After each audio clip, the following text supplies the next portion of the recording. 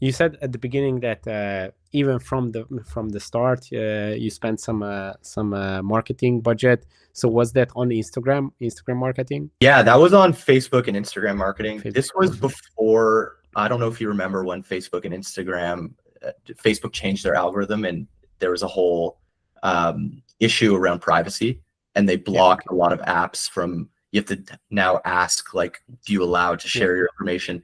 That shook. So we were advertising before that, and then that got introduced, and it kind of shook the whole industry and changed the way we advertise.